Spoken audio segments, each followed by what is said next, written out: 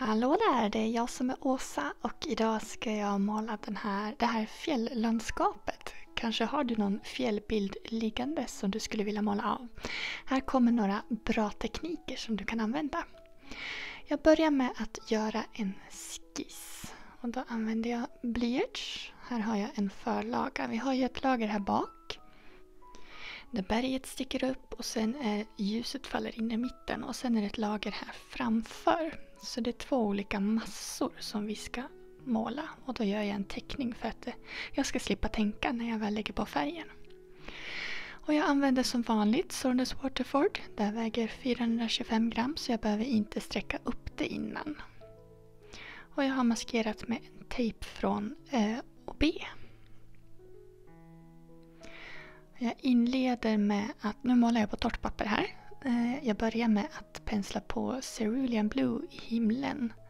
Mest för att ha lite färg där. Och sen bleker jag ur den så att den blir vit längst ner.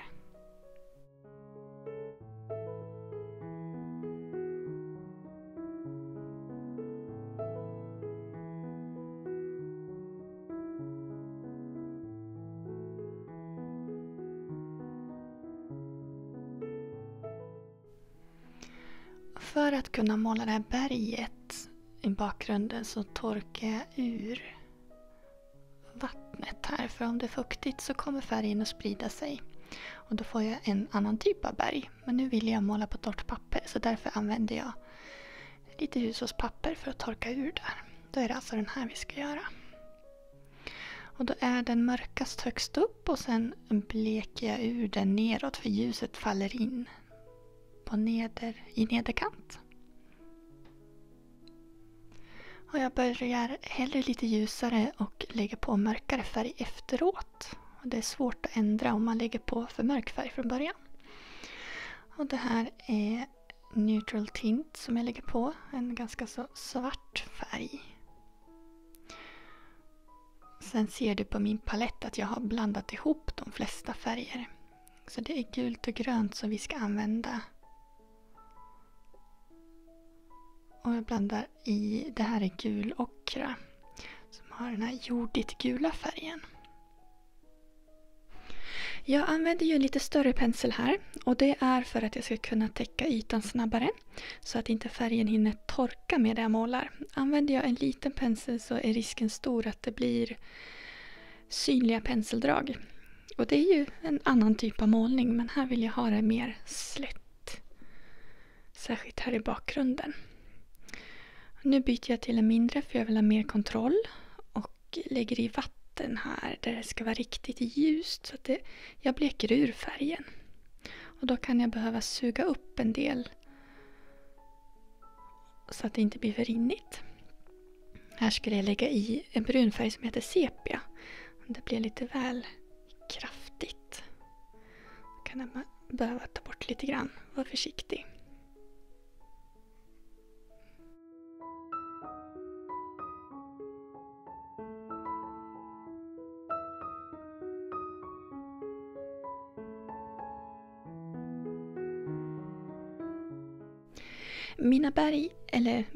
Mitt enda berg är fortfarande fuktigt så jag lägger i den här mörka neutral tint i en stark blandning väldigt försiktigt så att jag inte täcker för stor del av berget här. Här har vi min kompis Gertrud som gärna vill smaka på vattnet. Får hon inte göra.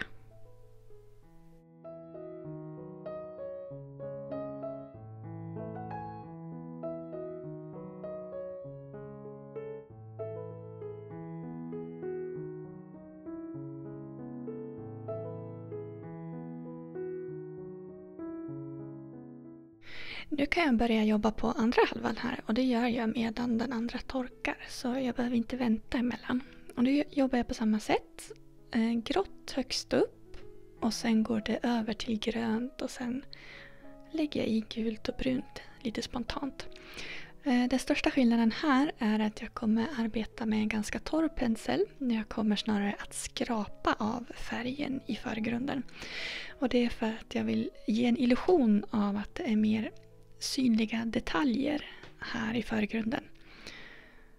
Då tror ögat att vi är närmare den här biten mark så att den som är bakom hamnar mer i bakgrunden eftersom vi inte ser några detaljer där.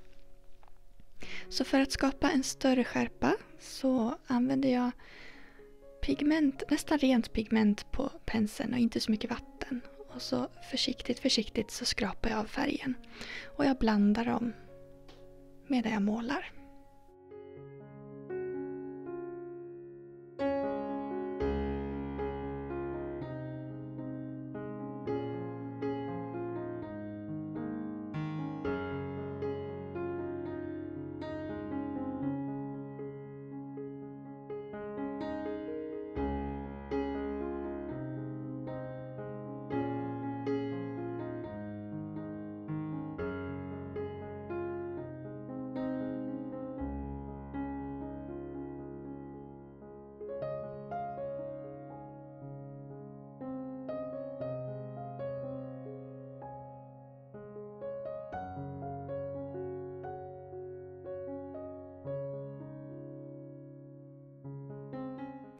Jag pytsar i några grå partier där det ska vara stenar.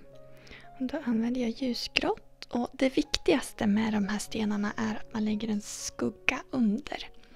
Så jag lägger på lite mörkt nu vått, men sen lägger jag även mörkt när den här färgen har torkat så att det blir en skarpare skugga.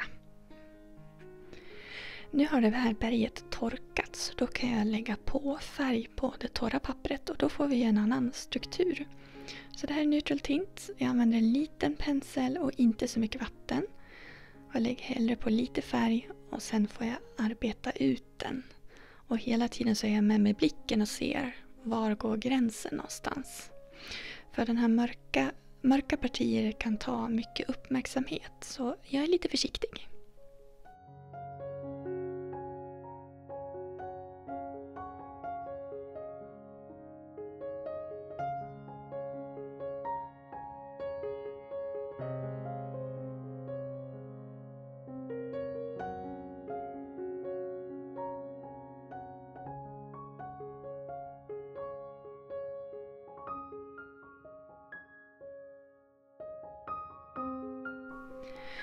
Och så går jag tillbaka till stenarna och lägger en skugga precis under och den kan vara mörk. De här detaljerna är så pass små så de är nästan svarta.